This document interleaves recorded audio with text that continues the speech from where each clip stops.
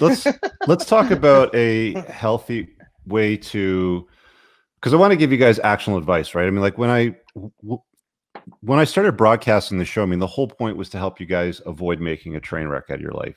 And I didn't say it at the start of this show, but this is the only show on the internet that will show you how to avoid making a train wreck out of your life. And I give you some actionable advice here. So let's use the example that you provided where she goes out with the girls for girls' night out.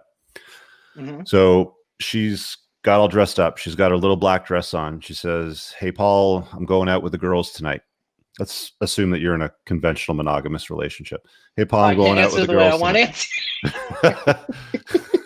answer. My answer is, who are you bringing home to me? Right, right. That's why I had to say that, to make sure we speak to the mass level of understanding here. Right. So, Mm-hmm. she says, "Hey, Paul, I'm going out with the girls tonight, and I'll see you when I see you." Right. Uh-huh. So conventionally, you might look at that and say, "Well, that's unusual. Why is she going out with the girls?" And your firmware, like your hardwiring, your DNA, every part of it's looking at her going, "Okay, she's getting dressed up. She spent 3 hours getting ready. She put on the high heels, the little back dress, the Spanx, the push-up bra. She did her hair. She curled it. She put on the makeup.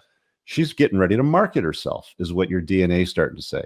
So the Mm-hmm. little, electrons start firing, and they're like, "Doo-doo-doo-doo," and they start talking to you. They go, "Okay, buddy, you might have to start going to mate guarding. You might have to start going to jealousy mode," right? Mm-hmm. The Yep. point that the guy made earlier about jealousy being beta is the conventional way that most guys would get jealous. Where are you going? Who are you going out with? Where are you going to be? What time are you going to get back? Well, call me Mm-hmm. when you get there, right? Or maybe he'll start calling her phone and blowing up her phone when she gets there. That's kind of Right. the beta way, to deal with it. The way that the conventional alpha would deal with it would just basically look at the scenario and say, women with husbands, women with boyfriends, whatever, don't go out for girls' nights out, and that's it. It's just a firm boundary. It's as straightforward as that. The smarter guy would be attentive to her cycle, and of course, know Mm-hmm. when she's in estrus. Because if she's going out when she's ovulating, that's when women cheat the most. Okay, Mm-hmm. they don't cheat Absolutely. when it's Netflix and chill night and they're on their period. That's not when they do it. So the smarter guy pays attention to it that way. So that's the difference between the two approaches, right? If you want some actionable advice in that area. Well, Do you want to yeah. add to that, or do you want to go to number 4 with the existential despair? Yeah. So, I do want to add to that a little bit. So, it's really important that I'm not advocating here that we eradicate our jealousy instinct because because it's overstimulated. So that's really important. There's a mythology out there that of course claims that jealousy is a beta trait and that in order to be somehow woke or higher level or a better man, you have to eradicate that instinct to the point where some guys eroticize it. I mean, they're dropping off their women to other dudes' houses. You know what I And mean? writing blogs about it. And writing blogs about it. I couldn't believe that crap when I looked at that. I was like, what? Yeah. What is this guy? And that is somebody who is taking an instinct that's designed to protect you. And it's even if it's not about paternity, she can't really have that love for you. And I say love, it's kind of a container word, but that awe and that respect and be in your frame and have everything that you would want in an LTR. She is not going to give that to you if she doesn't see you as her best and has her apex alpha. If she is making, this is a really important distinction, if she is making the decision to sleep with another dude, in that moment, whether she's right or wrong, objectively, subjectively in her head, she thinks that guy has something you don't.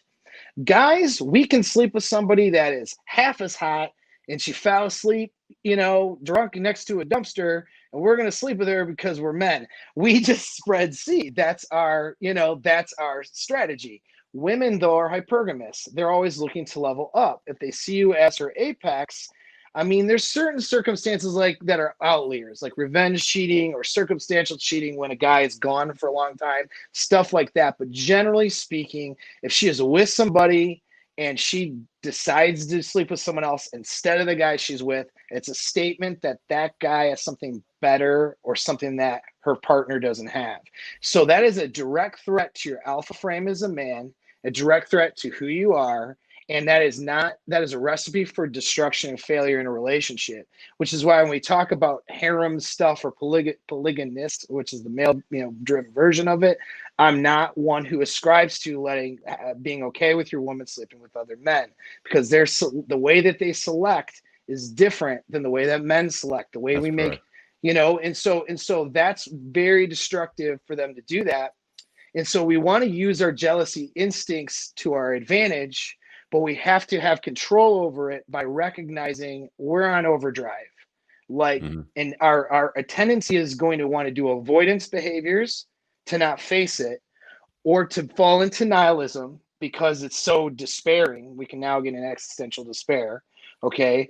Or to behave like a convict and go, throw a guy through a window or something at the bar she went to go to girls' night out at, or something crazy that would end you up in jail.